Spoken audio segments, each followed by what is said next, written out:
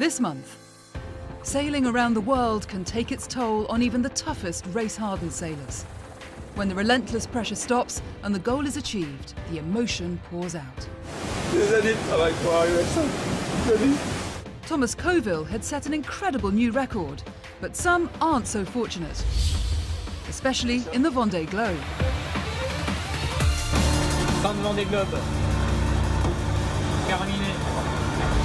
Plus, the Aeon Youth World delivered a snapshot of tomorrow's future stars. But who are they?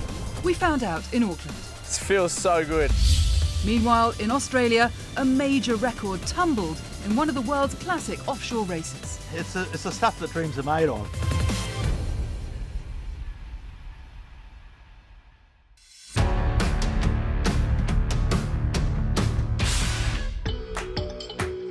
It's been described as the greatest sailing achievement in a decade. Others go further and rate the new world record for a non-stop circumnavigation as being one of the greatest in sailing, full stop. Having crossed the finishing line off the west coast of France on Christmas Day, Thomas Covile hadn't just bettered the existing world record, he demolished it. Completing the 28,000-mile trip in a shade over 49 days, he'd slashed more than 8 days off the original time. And when Covile arrived back in France on Boxing Day, his achievement was clearly an emotional one too. This was his 5th attempt at setting a new solo record. And on the 2 occasions when he did complete the course, both had fallen short of the record. But this time, he'd smashed it.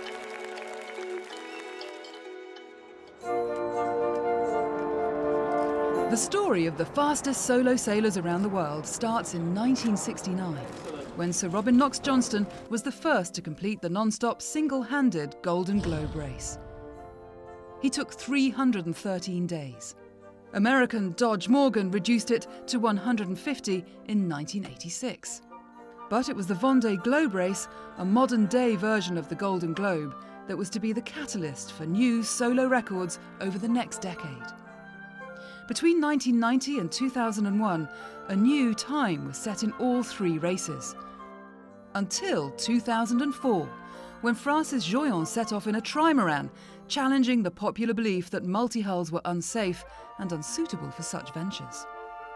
72 days later, he proved the world wrong while slicing 21 days off the previous best. The following year, Ella MacArthur took more than a day off his time to finish in 71 days. 3 years later, Joyon was back and took a large chunk out of the record once again, this time finishing in 57 days. Few believed that there was more to be squeezed out of the time. So far, only 2 people had dared to attempt the record in a trimaran. Covile was the 3rd, convinced he could better the pace. And on this, his 5th attempt, he did it, completing the trip in just over 15% of the time Knox-Johnston had taken 47 years before.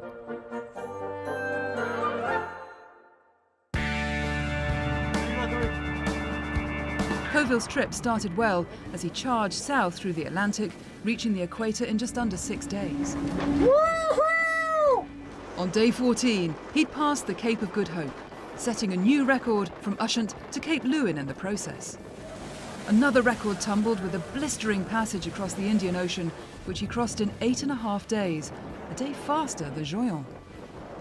The Pacific Ocean received the same treatment, as Covile completed this part of the trip in just under 9 days, almost 2 days quicker than Joyon. From there, he was around Cape Horn and 4 days ahead of the record pace. Next was the battle northwards towards the windless doldrums that have derailed many a record campaign. But Covile barely stopped. As he approached the finish, the emotion came pouring out. C'est génial. Merci. C'est un super cadeau là de me faire ça. Je suis très ému de vous avoir. Even he couldn't quite believe what he had achieved. Fait le tour du monde avec saut des beaux. Et évidemment, je leur dédie ce record, mais au-delà du record, la manière dont on l'a fait, la manière dont on l'a construit, la manière dont on a travaillé pour y arriver avec toute cette équipe fabuleuse. Voilà.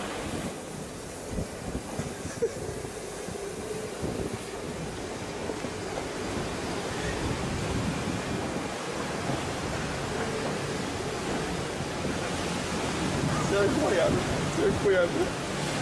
Des années de travail pour arriver à ça. C'est fantastique. Thousands felt the same way and lined the dockside, ready to greet him and celebrate his incredible achievement. But even more impressive is that Covile's solo record is only 4 days off the record for a fully crewed boat. A record that's being challenged by IDEC Sport and skippered by Francis Joyon. For some people, being the fastest once is just not enough.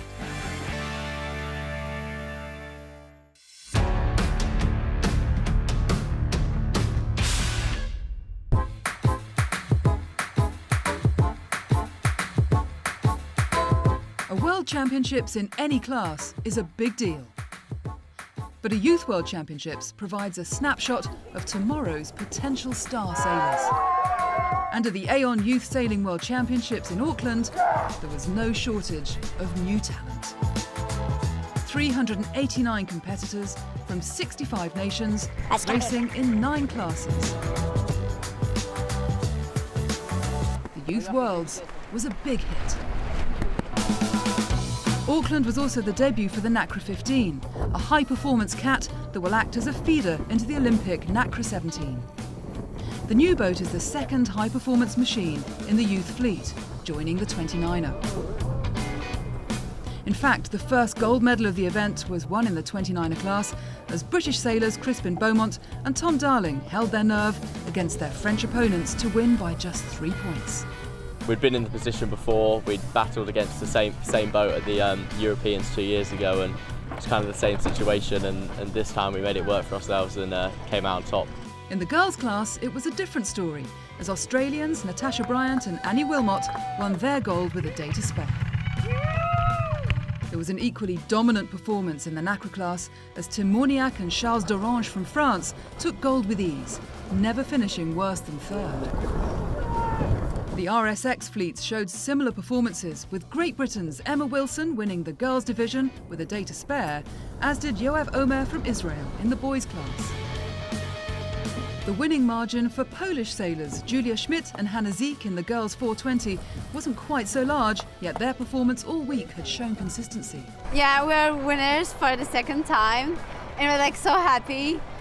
We did it, we did our best, and all the competitors were so good. It was so difficult to win, but now we are so happy. It was a very different story, however, in the boys' 420 class, where American sailors Wiley Rogers and Jack Parkin won by just a single point against Israeli sailors Ido Bilik and Ofek Shalgi.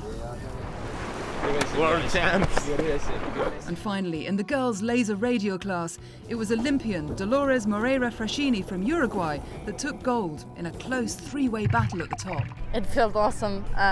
Still right now it just feels amazing, and I'm really happy that I am here representing my country and that I could live my country in the top of the charts. In the boys' division, Australian Finian Alexander had the front of the fleet more to himself, racking up 4 wins from 9 races. It feels so good. It was a really hard final race, but to be able to come away with a win overall is so good. It's something that I've been working towards for the best part of 3 years, so to be able to do it and finally come through the win, which is so good. But there was one award that showed real dominance, that of the Nations Trophy, where the Italian sailing team took the top spot for the 3rd time. Being top nation at a World Championships was impressive, but scoring a hat-trick was clearly a big deal too.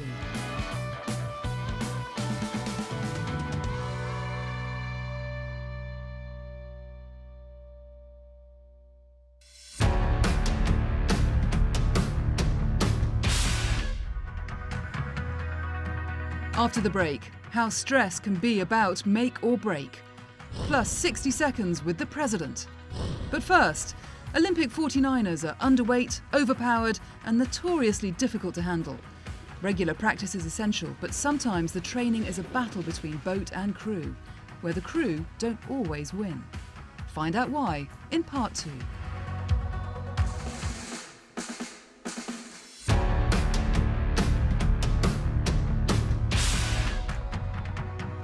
Marco Grail and his crew Gabriel Borge were training for the Sailing World Cup in Hyères last year.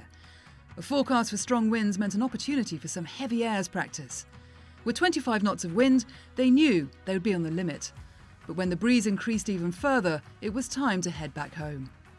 But when a 27-knot gust hit them and the wind direction changed, there was no way out.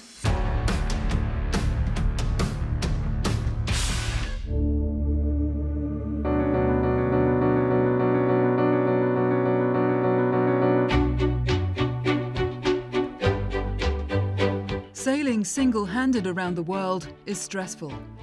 Even before they sign up, all the Vendée Globe race skippers know that they will have to deal with long periods of stress. But what is not clear is where that stress will come from. At the front of the fleet, with just 3,000 miles of the 24,000-mile course to go, race leader Cleac'h was feeling the heat as he slowed up in the doldrums, while his closest rival, Alex Thomson, stormed up from behind. Just 3 weeks before, the Frenchman had been over 800 miles ahead. But even under pressure, Cleac'h still had a small celebration. Pour le passage de l'équateur, trinquons avec Neptune.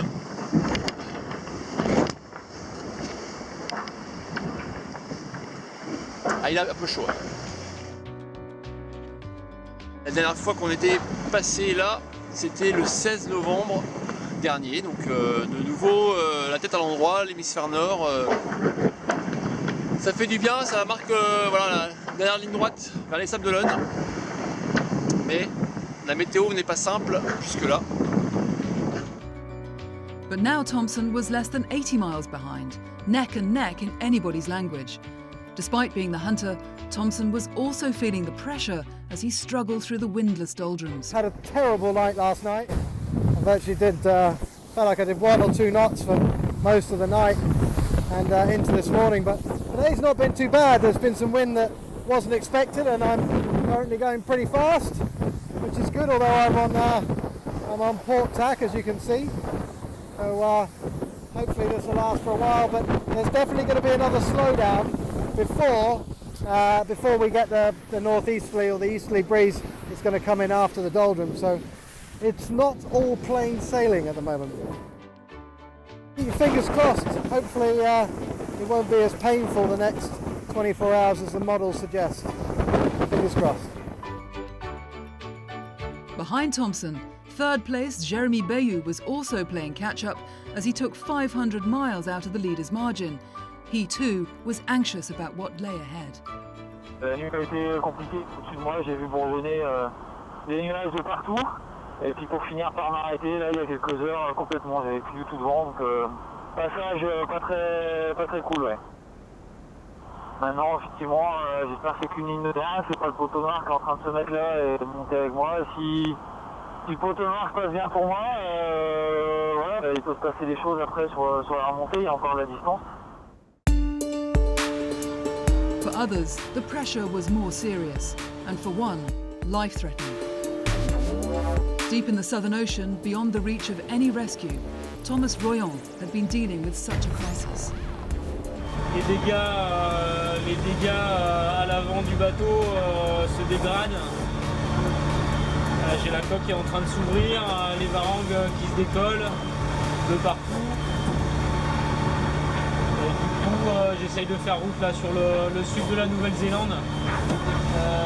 Voilà, je pense qu'on est pour 2 jours. Je suis pas sûr que tout ça tienne jusque là.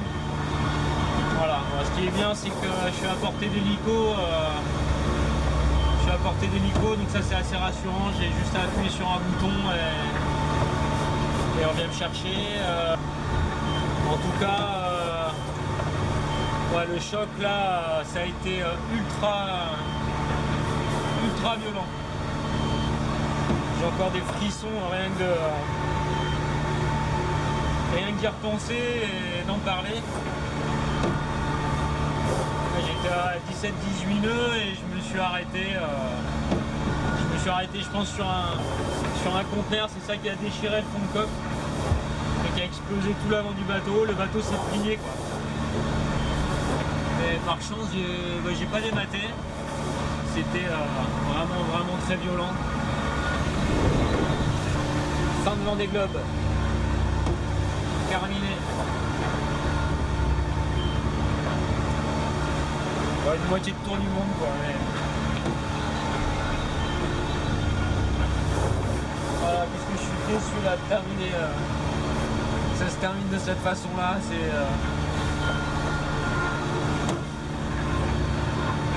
J'en ai eu des galères. Hein. J'ai eu mon lot de galères. Alors celle-là, putain celle-là, je la souhaite vraiment à personne. When it comes to the Vendée Globe, win or lose, the stress is always there.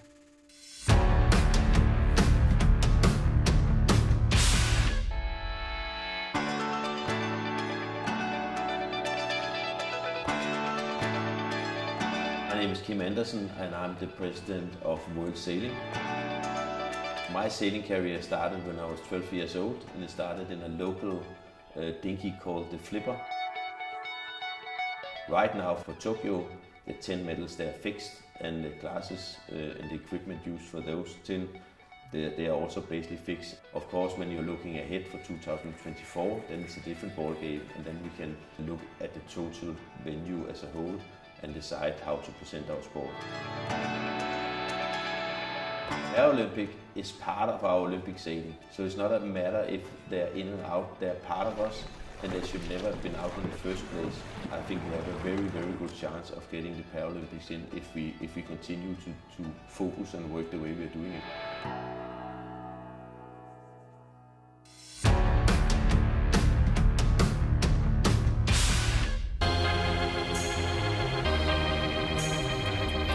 It's one of the world's classic offshore races.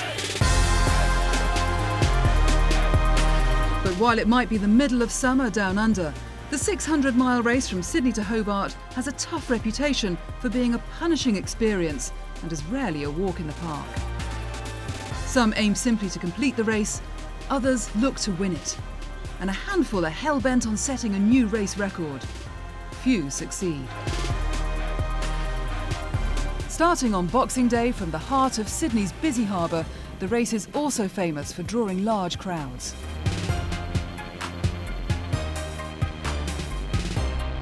Once out into open water, the 88-boat fleet turns south for the drag race to Hobart, which takes them across the infamous Bass Strait. And while conditions didn't indicate it at first, this year's weather forecast suggested plenty of changes and challenges later on. Welcome news for Anthony Bell's 100-foot Perpetual Loyal, one of the most potent boats in the fleet. I think a record will be broken. It'll be interesting, it'll be about the conditions, but it'll also be about the crews who sail the boat best.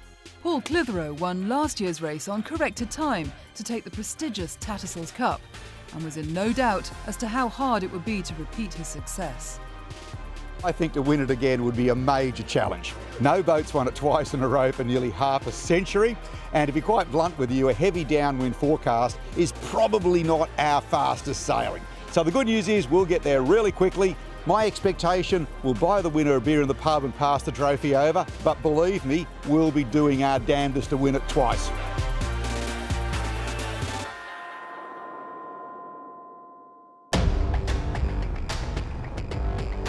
Just 1.5 days later, the first of the two predictions had materialised. At 2:31 in the morning, Anthony Bell's Perpetual Loyal crossed the finish line in Hobart to take almost 5 hours off the previous record. The win was a big one for owner and crew, after having been forced to retire from the previous two races. This year's star crew lineup had included Olympic gold medalist Tom Slingsby. They'd led the field from the off, relinquishing the lead briefly to previous record holder Wild Oats 11 before taking pole position back after Oates was forced to retire following structural problems.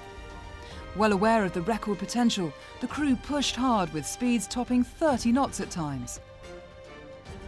Anthony Bell is no stranger to the podium, having taken line honours in 2011, but it was clear that setting a new course record was particularly special to him and his crew. Yeah, I always thought something like that could happen, special for the boat. We needed conditions. They weren't completely the best conditions for this boat, but we just managed to get the best out of it for the things that we were good at, which is the power reaching. If the rest of the fleet were looking to replicate Bell's blistering run all the way into Hobart in their quest for overall victory on corrected time, they were to be disappointed.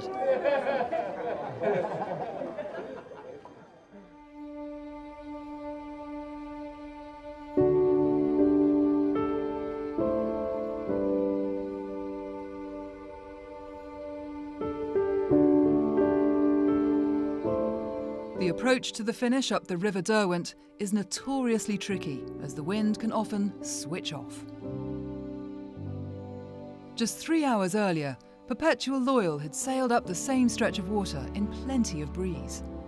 But now a total shutdown saw many of the top contenders becalmed within striking distance of the finish. As the clock counted down, time ran out for the front-runners. This left the Volvo 70, Giacomo, that had been the second boat to cross the line when there had been wind, sitting at the top of the leaderboard. Despite an anxious wait for her owner, Jim DeLatte and crew, none of the smaller boats were able to better her corrected time. Well, winning this is it's the stuff that dreams are made of, and in many ways it's a reward for a long learning experience. And of course, the crew are made up of family. I have my 20-year-old son Nicholas, I have my 18-year-old son James. Both are experienced for their ages and are fearless sailors, and it's an all New Zealand boat, so we're very proud of that. In an extraordinary Southern Hemisphere season that has seen many major records tumble, the Rolex Sydney Hobart proved once again why it's such a prestigious and classic race.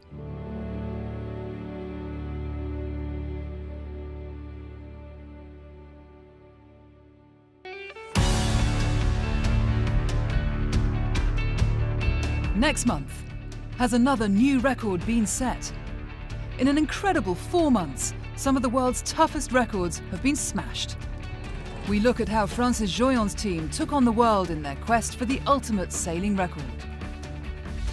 Plus, a new race record in the Vendée Globe. Alex Thompson and Armel Leclerc took their 24,000-mile battle down to the wire. But how did the winner pull it off?